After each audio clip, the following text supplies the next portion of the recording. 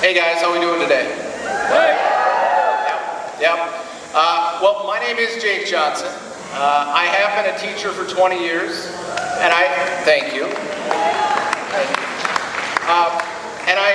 My origins are, my dad was a garbage man, my mom was a meter reader, and so we grew up broke. We grew up the children of working people. And so when I got my job as a teacher, I immediately became involved with Rochester Education Association. My wife, who is a paraprofessional, immediately became involved with the Rochester Paraprofessional Association, because working people, when we stand together, we win together.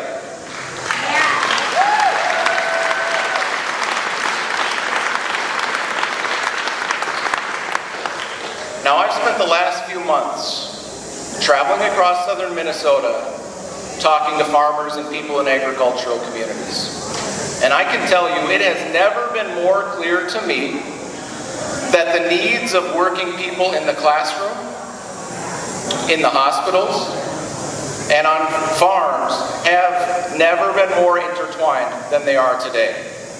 People working harder and harder than they've ever worked before and falling further and further behind.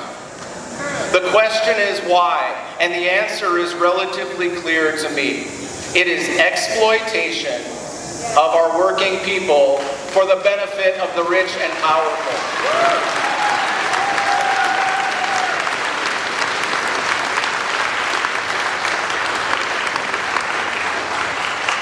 When I was born in 1983, the typical CEO in our country made 30 times what the typical worker made. Today it's even worse, 300 to 1. Is that right? No, it's not. When you look at a farmer in 1950 who earned 50 cents on every dollar sold, and today, because of exploitation and corporate greed, makes 16 cents on every dollar, are we better off because of this? No! And we just had a Congress and a president pass a big betrayal of a bill that transferred $1 trillion from people who need it the most to people who need it the least. Are we better off because of that? No! No, we're not. So people are rightfully asking the question, what are we supposed to do about this?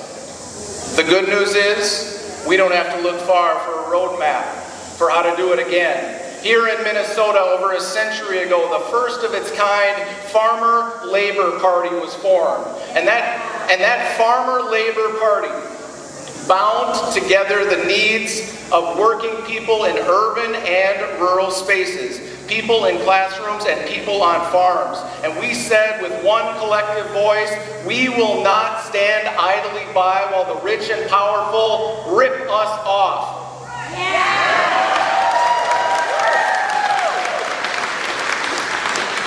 But we need to do it together. So what can we do? I'm going to give you a couple things. One, we can start by enforcing antitrust law in this country again, so that farmers don't have one seed company, one equipment company, and one fertilizer company to choose from. Let's enforce antitrust law and start breaking up these corporate monopolies that are ripping us off.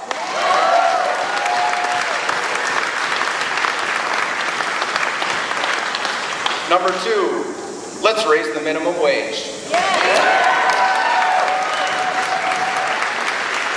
Let's raise the minimum wage so that somebody who's in a service industry or on a farm doesn't need to work 50, 60, 70, or 80 hours a week just to try to put food on the table for their family. And number three, let's just tax the hell out of billionaires, folks.